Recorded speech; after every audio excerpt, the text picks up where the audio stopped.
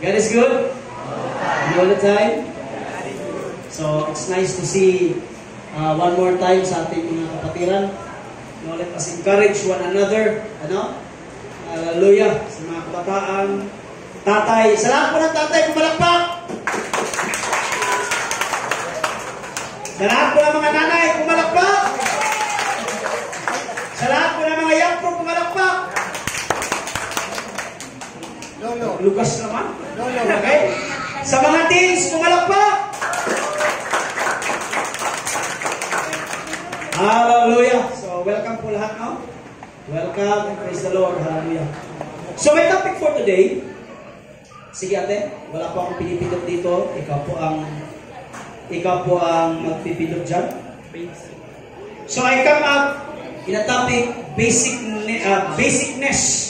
So, grammatically wrong, pero pinagdudugtong ko lang. Basicness. Diyan po ba sa likod ay rinig ako? Lloyd? Okay? Ate Josephine, rinig ako dyan? Okay, klaro. Sir Gaspar, rinig ako dyan? Okay. So, pinagsama ko po yung basicness. Basic at saka sickness. No? Basicness. Gawa-gawa ko lang po yan. Bakmalay mo, gagawa ko ng libro. Okay, next slide please. Basicness. Nagkakasakit dahil may kakulangan sa basic. Okay. Ito po ay preaching series, pero hindi ibig sabihin ng preaching series every Sunday. Sabihin, kapag ako ay nakatungtong sa pag ako ang nakatoka, ay yan po ang aking inininsahe. Basicness. You know why? Because the world ay puro na lang innovation. Wala problema sa innovation. No? Ang buhay natin ay puro innovative. Kahit nga po sa pumunta ka po mga kapatid sa mga terminal, uso na yung mga beep. Yung mga beep cards ba? No? No? Even po sa pagbabayad ngayon. No? Kaya yung mga snatcher, minsan namumulubi na. Sir Nico.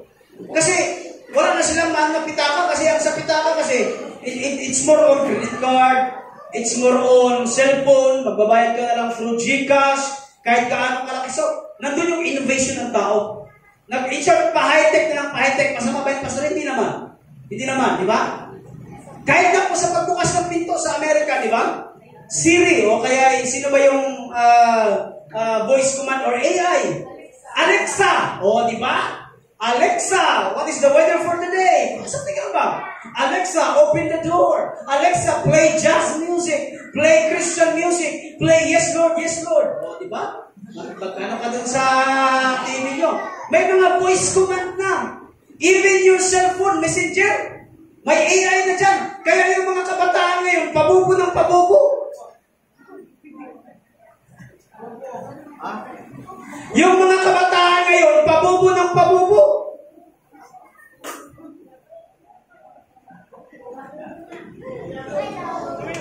Alam niyo bakit? Kaya nga, sino ba yung senador na nagsasabi na dapat ang cellphone pagdating sa klase ay i-confiscate ng teacher? Para sa akin maganda yun. You know why? Kasi may data ka lang, mobile data ka lang. Magsasabi ang teacher about biology, etc. What is chromosomes? What is X and Y chromosomes? What is this? AI ka lang. ChatGPT na agad. Grabe mo. Marami din mga pastor ngayon, tamad na. In behalf of a pastor din ako, matamaan. Bakit sa ChatGPT? Trinay ko. Ang sabi ko noon, give me a sermon about salvation. Dito na. Pero, tinuturuan tayo na maging tamad, walang ka ng personal devotion. You have the information, but you don't have any transformation. Pakpak na mga bars. So, ang AI, innovation ba?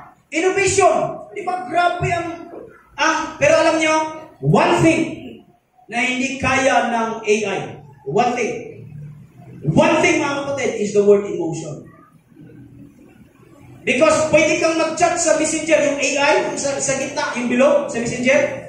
Sabihin nyo doon, AI, paano bang umibig? Marami doon, philosophy, psychology, etc. Hindi. Sabi ng isang AI doon, okay? Bakit hindi ako crush ng crush ko? Alam mo, ang sagot, itagalog ko na lang. Itagalog ko na lang ba? Di ba? Sa English, bakit hindi ako crush ng crush ko? Alam mo, ang sagot, number 1, kasi pangit ka. Muntik mo nang mabatay yung cellphone eh. Sabi ko, pumihira ka. So, the word innovation, please bear with me. Bear with me. Hindi po maganda ang innovation. But sometimes, here we go. Dahil sa pagiging innovative nating mga tao, kahit sa church, nag-i-innovate tayo. No? Sa Amerika, with matching yung lights nila, parang disco light na. Tapos makikita mo talaga yung pastor, yung mukha ng pastor, nandun na sa screen. Darating naman tayo dyan, walang problema. Mga 10 years from now. O ganun tayo ka, okay lang yan. Wala akong problema. Basta hindi tayo pabalik sa Manila paper, ha? Huwag naman sa Manila paper, no? Okay, Manila paper. Tapos inangin, babalik ulit. Huwag na tayo doon. Darating at darating tayo sa ganung mga senaryo. Yung ilaw natin, pagandahin natin. Yung aircon natin, pa-airconin pa natin. Di ba? Praise the Lord, may mga exhaust fan na dyan. Kulang na lang kusina at para... Okay, praise the Lord. Ibig sabihin, nandun yung ating pag-innovate sa ating church na yung comfort ninyo bilang manggagawa or bilang mga kapatiran ay masatisfy ang inyong comfort. Ngayon, monoblock ngayon pagdating ng panahon para tayo nasa sine. Pero hindi ko nire-require yan. Kasi mga kapatid, natutulog ang mga membro. Monoblock na nga lang, tapos siminto yung tutulog na eh. How much more yung kutsyon pa? O tulog yan, kaya para sa akin, gusto ko nga, ibalik natin pa yung tradisyonal na upuan na isang hilera lang, yung walang sandalan.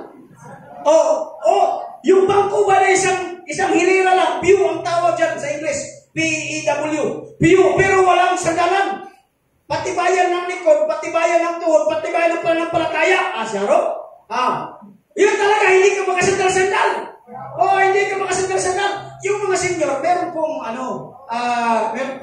kayong benefits. Ang benefits po ninyo ay... Sinong senior? Alala kayo. Basahin na yun. No? My point here is very simple. Sa sobrang kaalam natin, bilang mga bunagin, gusto na agad natin mapag-aralan ang mga dragon, ang revelation, ang rapture. Walang problema nun. No? Nakikipag-debate ka sa Facebook, etc. about ang kaligtasan ba'y nawawala o hindi. Kailangan bang kumain ng ganito? Kailangan bang magpapatato? Ang dami ng issues. But we forgot the basic. Next slide, please. You know, sabi ni Chuck Swindoll, let us go back to the basic. Sa sobrang nating kaalam, nakalimutan na natin ang pinaka-basic, ang pinaka-pundasyon kung bakit ikaw Kristohano. Parang mahinang amen. At maaaring yung iba dito, take note, meron tayong architect dito. Meron tayong architect dito. Gusto feeling ko, ang ganda ng bahay mo. Praise the Lord. Pero kahit gaano kaganda ng bahay mo, kung hindi malalim ang pundasyon, ay walang kwenta yan. At wala kailanman, Sir George, nung plinano mo ang bahay mo, hindi ka kaagad ng plano ng bubong. Ano kaya itsura ng bubong ko ba? Ang nasa isip mo nung pinatayo mo yung bahay, of course, the structure, pero ang nasa isip mo is yung foundation. Because ano man ang mangyari, bumagyo man, mawala yung bubong, nanatili ang pundasyon. Oh my goodness. Can I hear amen? Can I hear amen? Burj Khalifa, nanonood ako. Burj Khalifa, nanonood ako eh. The highest or the tallest building in the world. Dubai. Sobrang taas, sobrang tayog, sobrang haba. Na halos pag nandun ka, kung ako naman may pera, ayoko talaga. Grabe ka naman doon ka sa taas. Yung pag-ising ko parang langit na. Pag mo, good morning, sunshine. Ano to? Parang may mga airplane ang dumadaan dito. Ano, clouds na ito. Ano ba to? Pero ano, kung gaano kataas yung Burj Khalifa, ganon din kalalim ang pundasyon. Ganon katibay ang pundasyon. Why? Because God doesn't care. Here we go. Walang pakialam ang Diyos sa kung ano ang maabot mo. May pakialam sa Diyos kung gaano ka nakabaon sa kanyang pundasyon. Why? That's why there are many Christians nakarinig lang ng marites sa church, umaalis na. Why? Kasi ang pundasyon niya hindi malalim. Let us give. Baka magtagal ako dito, okay lang. Mga 30 minutes, okay na. 10:30, bababa ako dito. Matapos o hindi. Preaching series naman. Just look at the person beside you. Tingnan mo lang yan. Tingnan mo lang. Guys, tingnan mo lang. Harap-harapan, tingnan mo. Tingnan mo.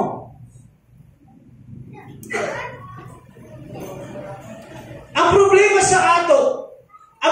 sa atin, ganito.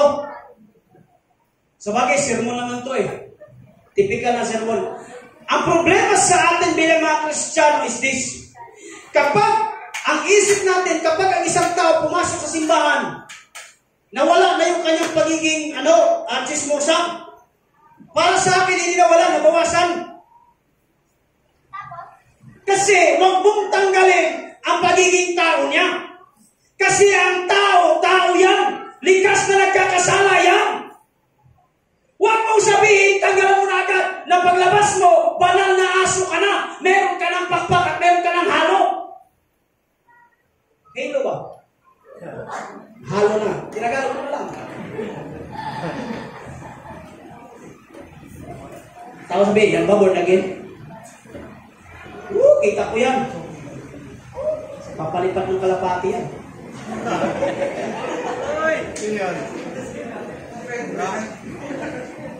Sorry ha. Born again ba yan? Nakita ko yan. Naninigarilyo yan. Nag-iinom yan. Ang ginagawa, tinatanggal natin yung humanity, yung human nature ng tao. Hindi natin alam, binabago yan ng Panginoon. Kanina, amen? Ang gusto agad natin perfect.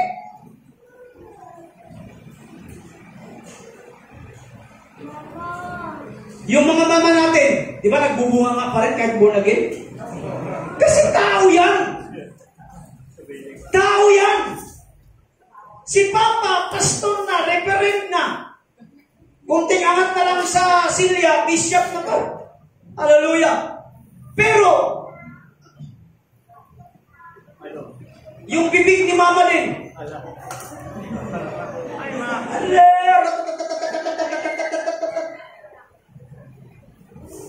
Kung baga to sa bayan si Mama, dalawa lang yun, M16 o kaya AK-47. Sabi ko siya.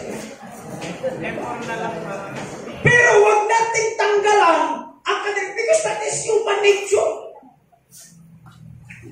Kasi nga, nung ako ay naging tatay at si Mrs. naging mama, ganoon din ang ginagawa namin sa aming anak.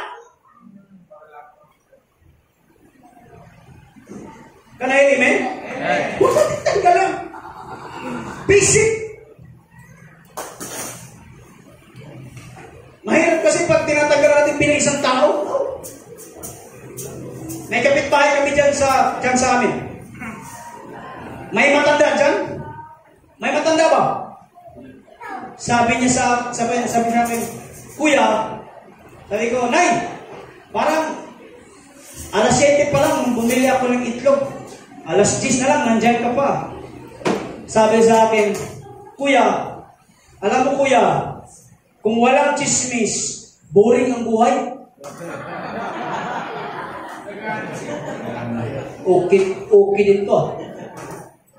So anyways, let us go back to the basic. Let us go back to the basic. Number 1, prayer. Prayer.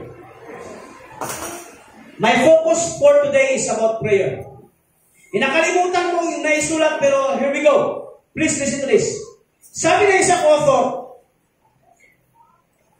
Tagalogin ko na lang, ang pumapatay sa relasyon ng isang tao is not the distance. Tingin sa akin. Ang pumapatay sa relasyon ng isang tao ay hindi po distance. Distance cannot kill relationship. Anong kalagay? Silence does. Communication does. So, hindi po ang pumapatay sa relasyon, hindi po ang layo, distansya. Hindi po ang pagiging quote-unquote LDR. Ang pumapatay minsan, sabi ng isang author ito, ang pumapatay minsan sa relasyon, katahimikan at communication. Prayer is a communication. Ang panalangin ay communication between you and your God. Huwag ka nahirin, eh? Biruin ninyo, sa loob lang ng bahay, 4 lang kayo. Ikaw, yung asawa, yung bana, 2 anak. 4 lang kayo. Pastilan, yung 4 na yan, may group chat.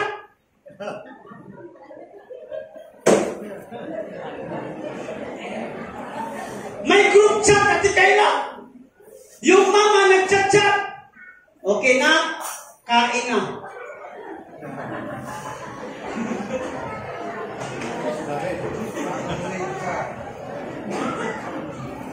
Hi! Hello! Hi! Na? Sa group chat ba? Kasi yung isang anak, kasi kabilang kwarto, yung isang anak, sa kabilang kwarto, yung isang anak, ambot, isa ka sana. Sabi ng mama, anak, where are you? Kain na tayo. Tapos sabi ng anak, okay ma, okay ma. Nawala na yung communication. Verbally. Tapos, nagkainan na. Bato-bato sa langit ang tamaan. Kaya nga sermon ito. Nagkainan na. Ang papa may dalang cellphone, ang mama may dalang cellphone, ang anak may dalang cellphone. Habang kumakain, tumitingin doon sa ano. Ala! Bato-bato sa langit ang tamaan. Tayo yan! Ala! Praise the Lord! Hallelujah!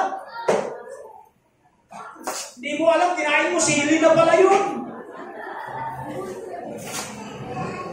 See? Yun yung pumapatay communication. Nandyan lang sa pero parang wala siya.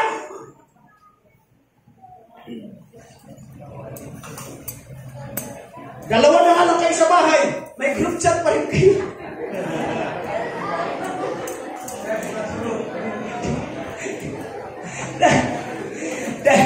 Dalawa na lang nga lang kayo sa busa sa bahay. Hallelujah. May group chat pa kayo.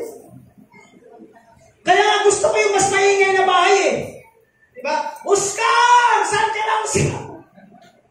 Oscar! Grabe ba, Oscar? No. Hallelujah. Hindi. Pinapatay natin yung communication. And prayer is a communication. At gusto sa yawa gawing yawa ba?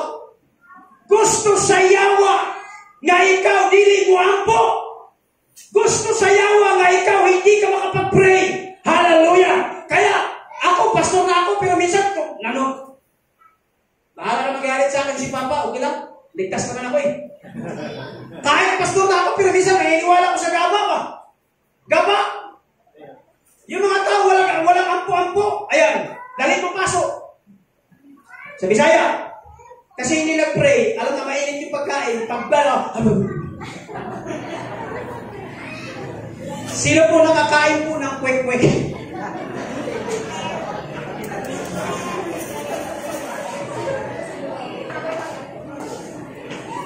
Yung kwek-kwek ba?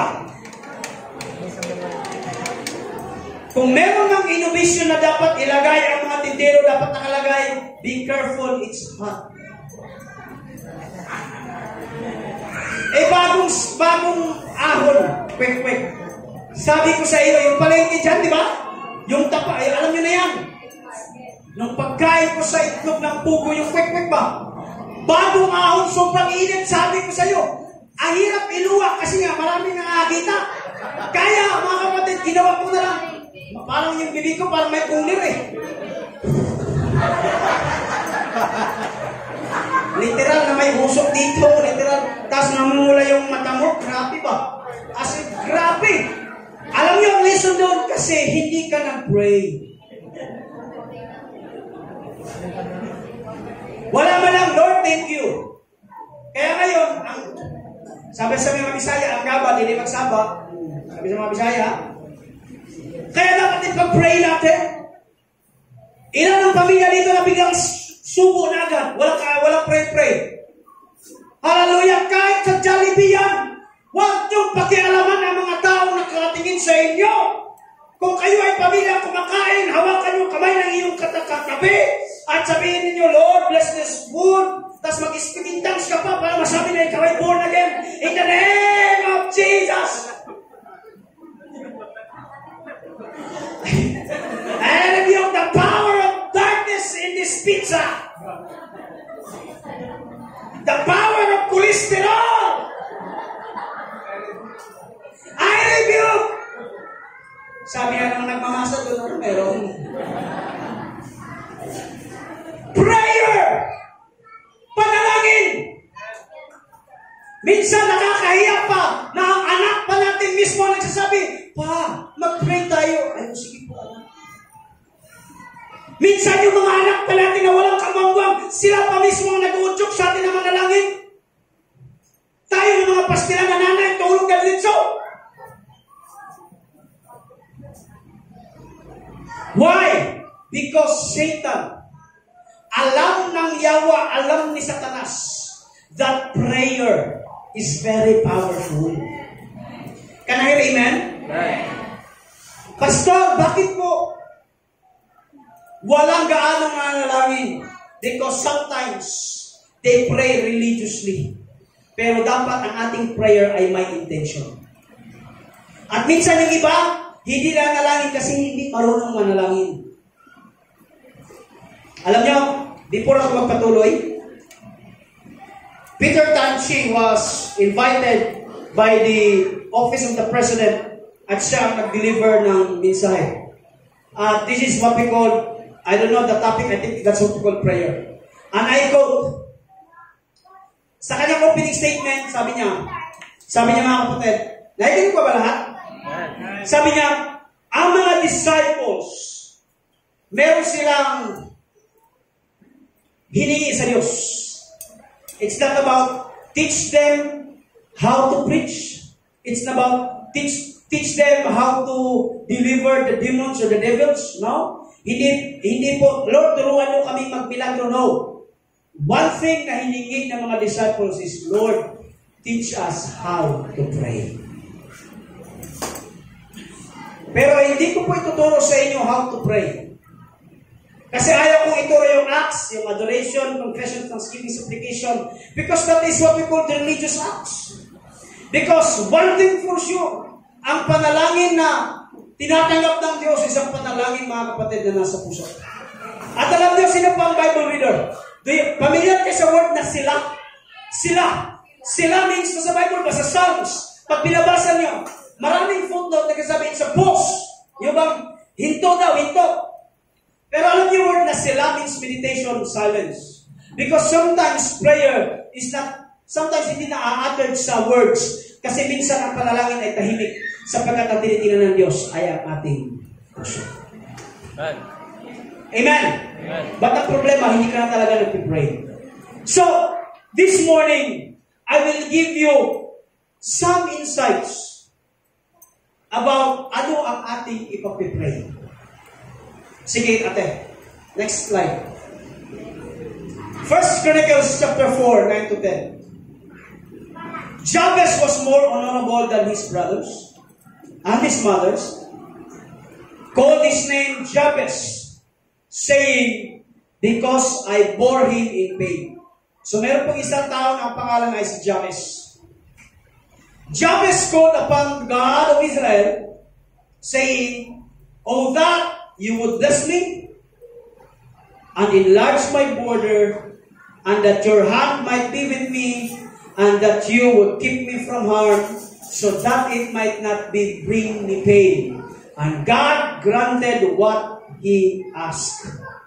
So sa simple prayer ni Jabez, si Jabez, huwag na yung adoration, confession, thanksgiving, okay yun. Pero alam niyo, tuturuan ko kayo. Ano ba dapat ang ating ipag-pray? The best way, how, and what to pray. Number 1, sige ate. Ito ang panalangin ni Jabez. Number 1, God is the author of all blessings. Amen. Can I hear amen? God is the author, not some, but all of blessings. Sige, ate. Tinan niyo ang versikulo. Yung may pula, na may guhit. Sabi ni Jabez, when he prayed to God, sabi niya, "O Lord, that you would bless me." In short, sa panalangin ni Jabez, he acknowledged that God will bless him because God is the author of everything. Can I hear amen? Next verse. Sabi sa Deuteronomy 10:14, "Look, the highest heavens and the earth and everything in it all belong to the Lord your God." Bahay mo, negosyo mo, trabaho mo, anak mo, motor mo, big bike mo, Navara mo, L300 mo, lahat ng meron ka galing sa Diyos. Therefore, it's not about sabihin mo yung tao na, "Hey, bless me." No! Si Jabez, kinilala niya ng Lord, "It is you who bless me."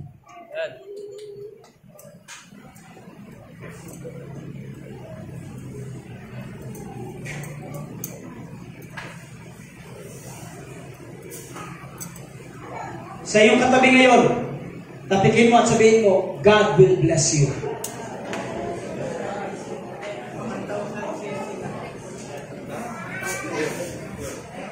God is the author of everything. Si Jabez, ang number 1 na pinag-pray niya, he acknowledged na, "Lord, please bless me. Lord, I acknowledge na kung ano ang meron at tatanggapin ko, galing ito sa iyo. Hindi ito galing sa aking pinagpaguran." Amen? Galing to sa iyo. Alam niyo minsan bakit mahirap magbigay? Alam niyo kung bakit minsan mahirap magbigay? Kasi inakala natin na galing sa pagod mo.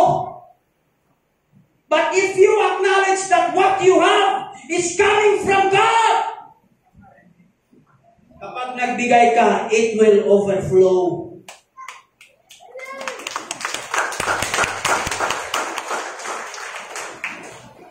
The Lord will bless you.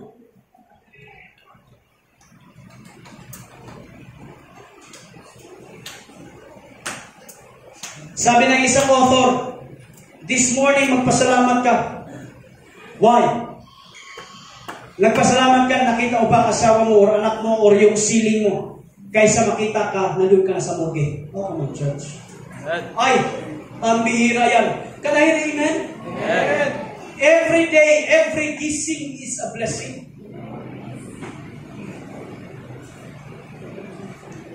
Can you please raise your hand in the heavens and sabihin mo, "Thank you, Lord." Come on, church. Thank you, Lord. Parang mahina ako ng church. Sabihin mo, "Thank you, Lord."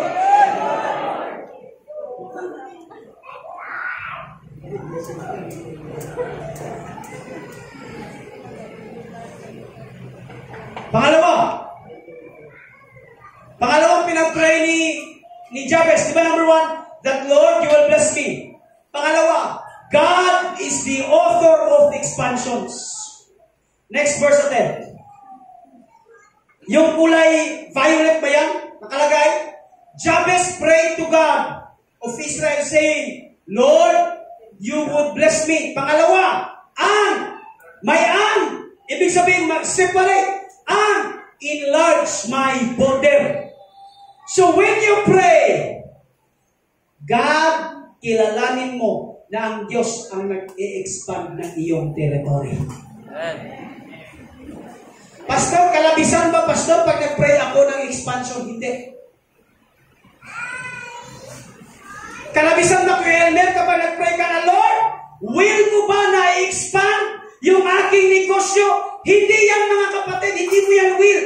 That is the will of God na ang negosyo pa i-expand kasi ikaw ang gagamitin ng Diyos para sa kanyang karya. Bye-bye, so. Kasi ang problema sa prayer natin, Lord, thank you. Okay na ito, sapat na ito. Walang problema doon. But let us take the risk. Lord, please, expand my territory. I want to bless my pastor. I want to bless the church. I want to bless the building. I hope na meron kayong ganyang prayer. Hindi lang, Lord, bless my family. Lord, bless my ganito, ganyan. When you pray, because God is the author of everything. Siya ang nagmamayari ng lahat. Oh my goodness. Huwag mong maliitin ang kakayahan ng Diyos. Lord, expand my territory.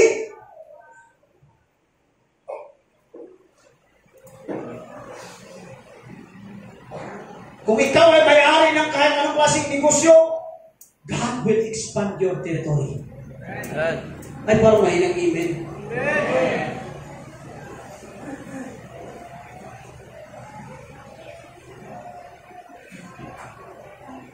5 years from now, Kuya Elmer, meron ka ng warehouse. Amen.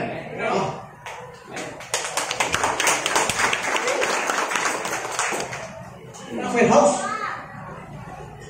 Meron ka ng warehouse lahat. Kasi ganito yan eh. Nagpipray ka, Lord, bless me. Bless me. Pinagpala ka na ng Diyos. Pero na-stress ka. Alam niyo kung bakit? Binuhos na ng Panginoon sa iyo lahat. Nung binuhos, ang daming customer. Grabe ka pagod, Lord. Lord, isa-isa lang, Lord. Isa-isa lang. Isa-isa lang. Kaya ang sagot ng Panginoon, pangalawa, expand your territory. Expand, marami ka pang tao, tauhan. Amen. Parang kayo ng amen. Parang ayaw nyo yun. Kasi ang nasa mindset ninyo, okay lang ako, pastor, mahirap ako. Okay lang ako na mahirap, pastor. Kasi ang mahirap, yun yung malapit sa langit. Oh, kung puro ginamos ang iyong ikaw, natuhunin ka sa langit.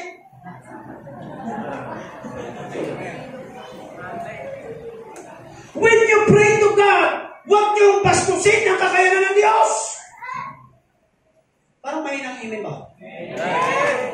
If God is the author of everything, then grabe, sobra-sobra na. Lord, expand my territory. Expand my family, Lord. Lord, meron pa akong isang anak, Lord. Lord, expand my family. Ang sabi mo, Lord, humayo at magpakarami. Lord, gusto ko pa magpakarami. Kailangan ko na may junior. Kailangan, gano'n. Ano, Pastor Tiswa? Kinanglan nato nga magpaspasan kay ano? Naghahanap si Papa ng apo na Kimson. Kasi ang lalaki, panganiban. Tapos pagdating sa side natin, puro babae. Kaya ang sabi ni Papa, pag mayroong lalaki na apo na galing sa Kimson, kahit batik-batik yan, baboy yan ha. Dalmisian, siya na mag-alaga. Oh, tapos, kung si Chacha at saka si Glenn, ano ito, benyo rin ito eh. So walang Kimson, mapuputol yung Kimson. Mapuputol, kaya, paspasan ako.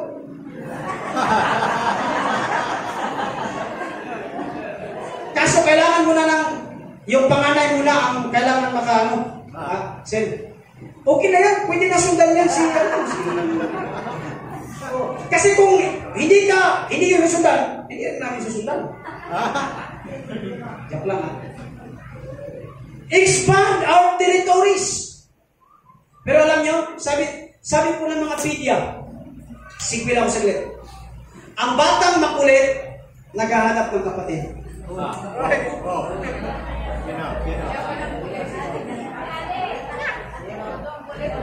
Si Ali kasi mukhang Spider-Man eh. Nagugulat niya ako, nagkatanong si Yulo eh. Ayos ah. Buhay pa ba lahat mga kapatid? Enlargement territory. Kung ikaw ay may-ari ng or franchise ng internet, God will expand your territories.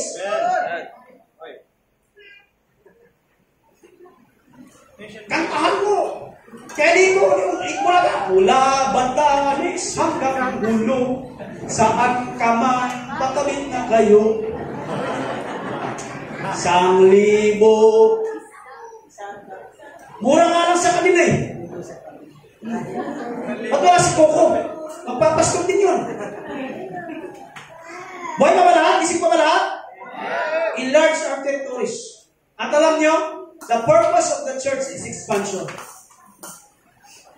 The purpose of the church is expansion, mga kapatid sa Panginoon. Maaaring meron dito gagamitin ng Diyos for the expansion of God's kingdom. Amen ba? Palakpakan nyo nga Diyos. Lord, enlarge my territories. Hallelujah. Hallelujah. Next.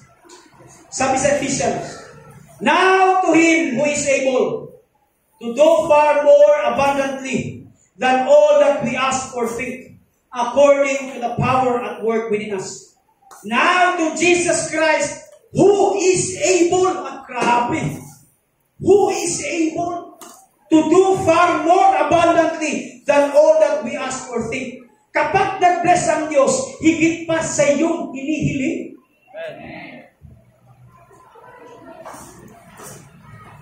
Yung katabi mo, purutin mo yung chan, sabihin mo, higit pa sa iyong hinihiling. Come on!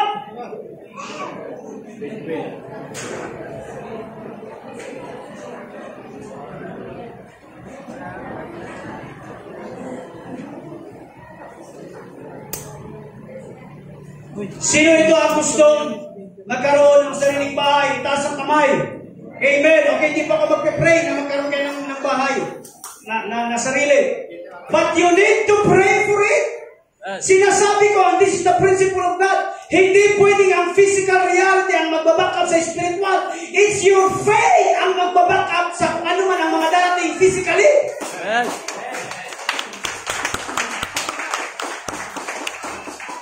One more time, it's not the physical reality ang magbaback up na at magsasabi na merong Diyos. No! It's your faith.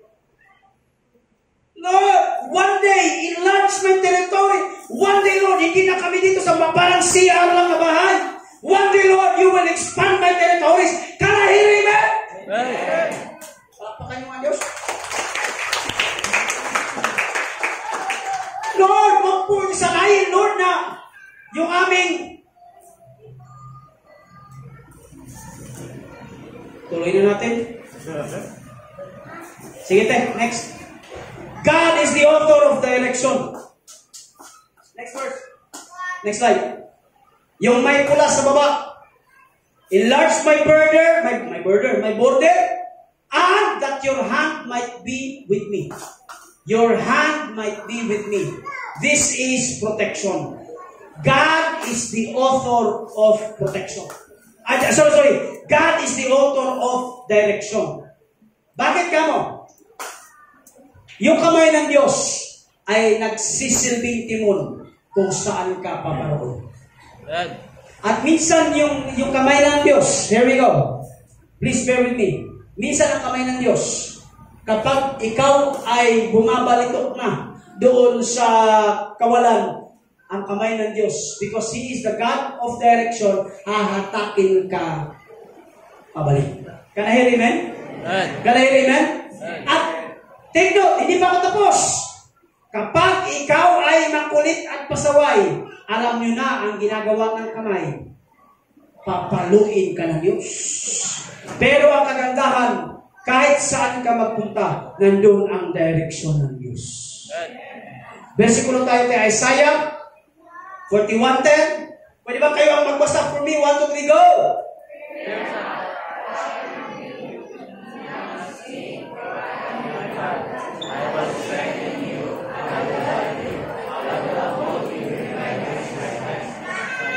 Kapag ikaw ay bumabagsak, the hand of God will lift you up. Kapag ikaw ay pagod, pwede mong sanggalan ang kamay ng Diyos. Palakpakan natin ito.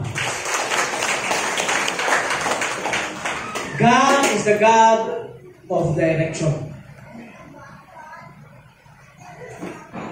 Psalms 151, it says, Thy word is the lamp unto my feet, and the light unto my path. Brother Nico, mahal kayo ng Diyos. You know why? Kasi hinatak kayo ng Diyos. Mula sa kawalan, hinatak kayo ng Diyos. At dinala kayo sa kaliwanagan. At marami dito, maraming nasa kawalan before, pero dahil sa kamay ng Diyos, hinatak kayo papunta sa tamang daan. Parapangan natin ang Diyos. Next verse.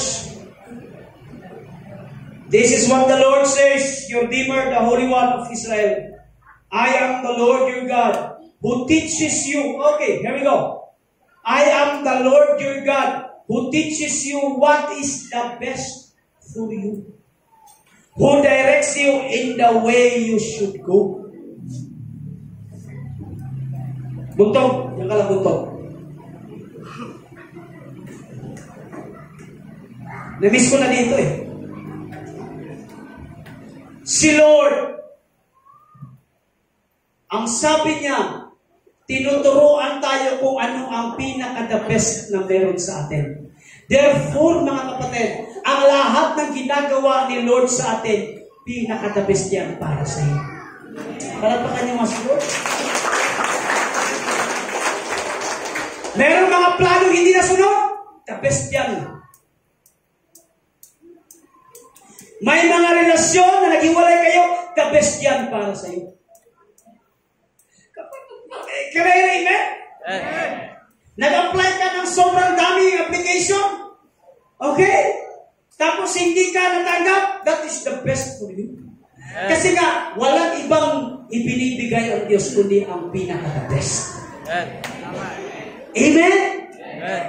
At kung bakit ka nasa Zion, because that is the best for you. Palampakan niyo mas Lord.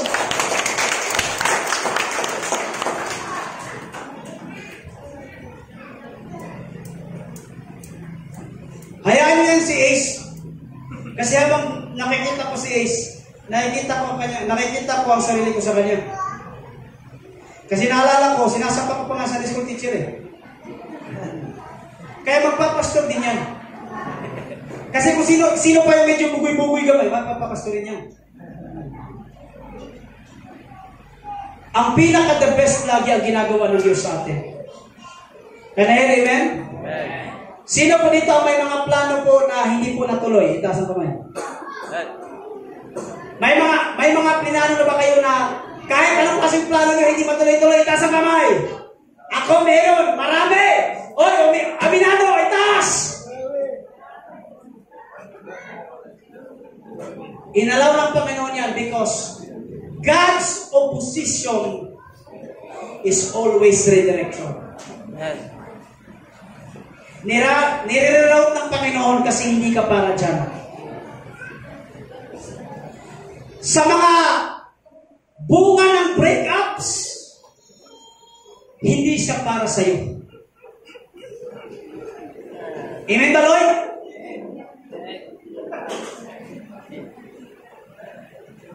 Ang bunga ng breakups, plano yan ng Panginoon.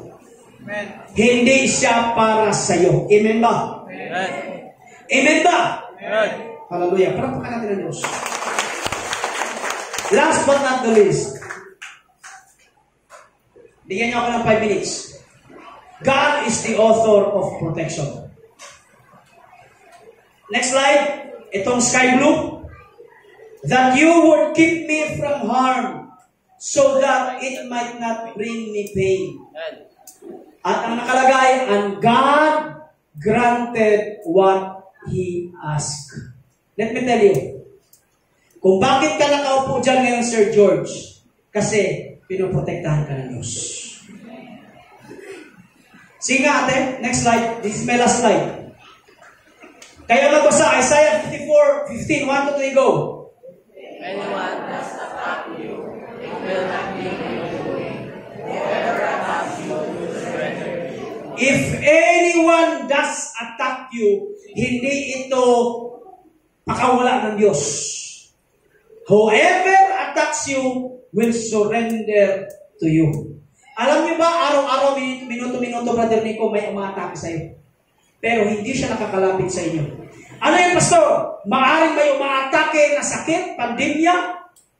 Pwede kang matamaan, pero hindi ka po mamamatay. Amen ba mga kapatid? Yeah. Parang tayo ni mag-amen ah. Yan. Lahat naman tayo nagka-COVID eh. Lahat tayo nagka-COVID, pero praise the Lord! Binuhay pa tayo ng Diyos. Amen.